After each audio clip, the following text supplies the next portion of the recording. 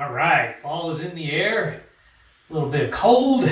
Get to layer, get some flannel. Nice.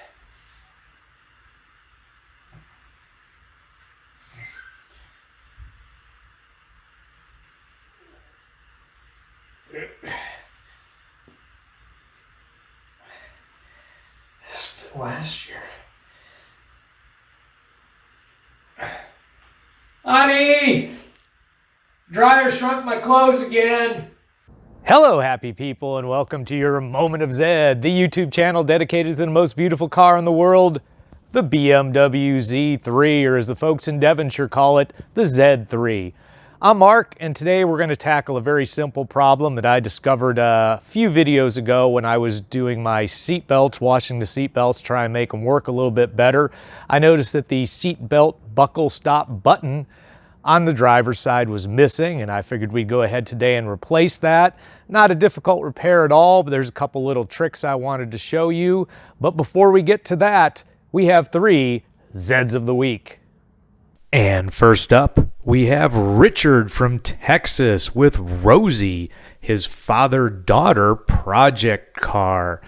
Now, Richard reports that this 1999 2.3-liter 5-speed was bought this summer as a project car for his tomboy daughter who loves the color pink. Boy, I'll tell you what, I do too, looking at this gorgeous car. They do all the work together. They've done new bushings and Bilstein shocks and struts all around. Put in a Flowmaster 10 race muffler and some minor things like a new washer pump, some hoses and handles. They got more work scheduled, and on a recent weekend, they also changed the manual transmission fluid. Very cool, Richard and daughter. Next up, we have David from Rhode Island, who sold his motorcycle, retired, and bought this 1999 2.8-liter 5-speed. He says it's in great shape. It needs some minor repairs like seat bushings and seatbelt guides, but he plans on taking it out in gorgeous Rhode Island near the beaches and enjoying it. Finally, we have Drew with his 1996 1.9-liter 5-speed in dark green with 120,000 miles. He says it's a no-rust Southern car, and it's a late model 96, so the battery's in the trunk like the 97s. He said it was in great shape except for the door mirror, which accidentally got broken off, and he also needs a new power steering rack. Now, the very cool thing about this car, which I haven't seen before, is it has the rare OEM spoiler on the back, which you can see in this picture from the accessories brochure. And now we have a little bonus. My buddy Renzo in Italy has been sending me pictures of their 31st annual club meeting for the Z3 Club in Italy, where they spent the weekend.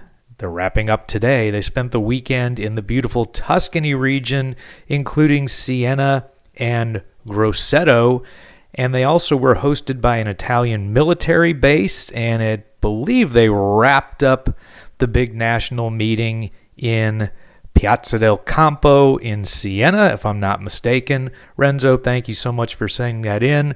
That looks like a great club and an amazingly good time. Thanks to all of you. If you'd like to see your car on Zed of the Week, please follow the instructions in the description. And now, on to that button.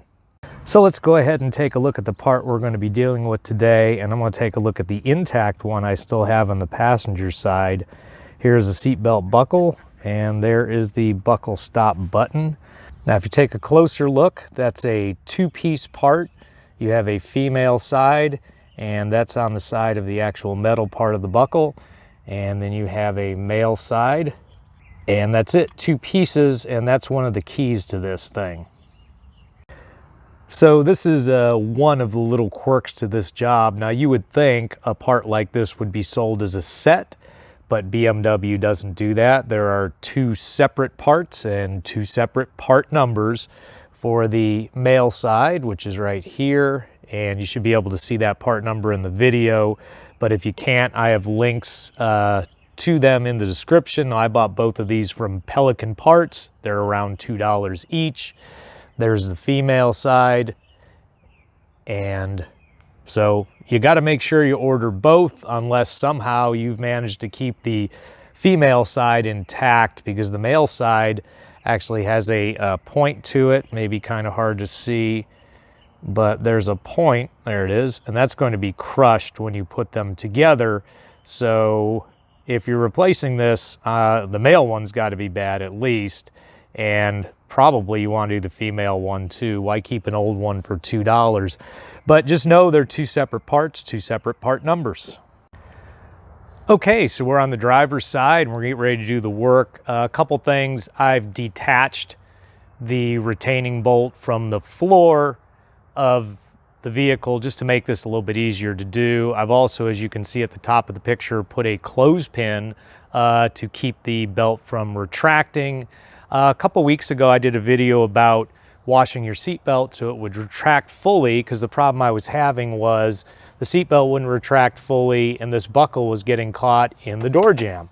Well, part of that problem also was the fact that I was missing this stop button, and the old stop button actually went right here, if we can get this to focus, and right there. That's where the old stop button went. And with it missing, then that buckle can slide all the way down.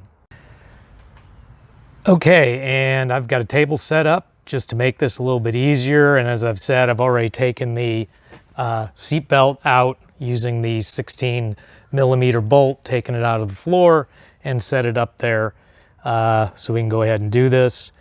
Now, two methods that you'll see on the internet. Number one, and they both involve vice grip pliers, is to take your vice grips and actually crush the male end onto the female end and flatten out that point. And to do that, that's why I have pennies here, you would actually kind of make a sandwich with a penny on each jaw and crush the male point using that, and the pennies kind of keep that pressure steady throughout so you don't crack the plastic. So that'd be the crush method.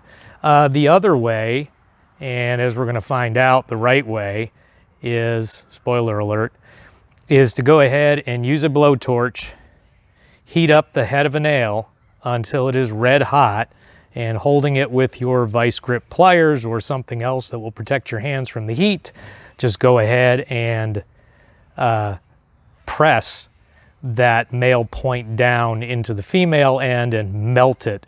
And that is what apparently is done at the factory, but with a special tool. I don't have that special tool, so let's take a look at both methods.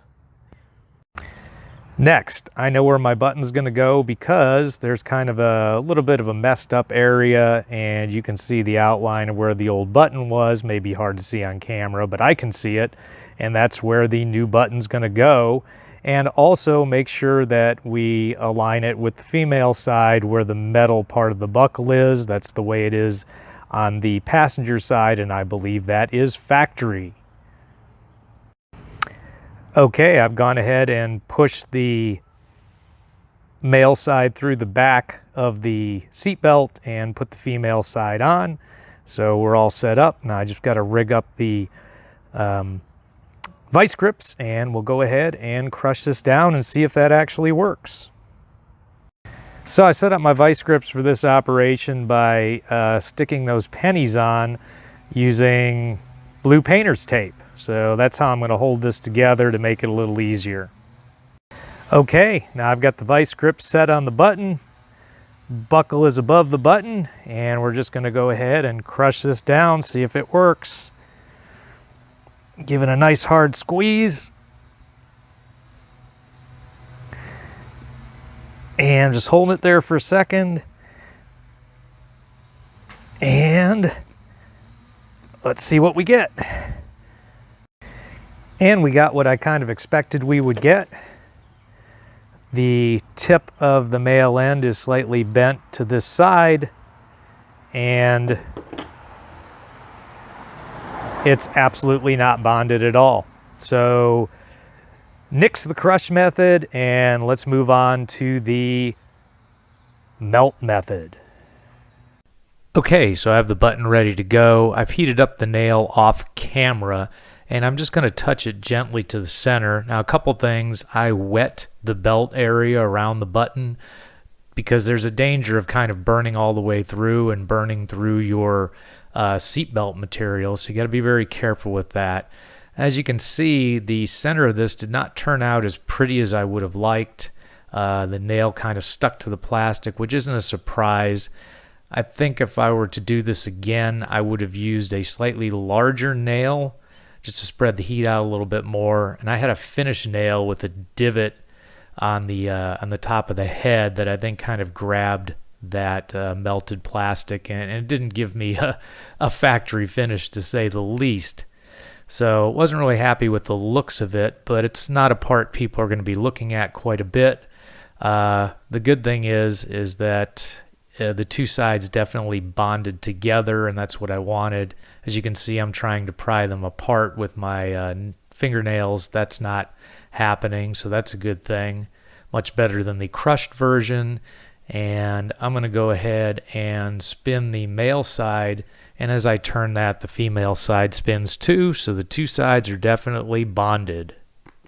Well, there you have it, folks. A nice, easy repair. Just a couple little tricks like I mentioned before. If you found this content valuable, please crush that like button. And until next time, remember, friends don't let friends drive boring.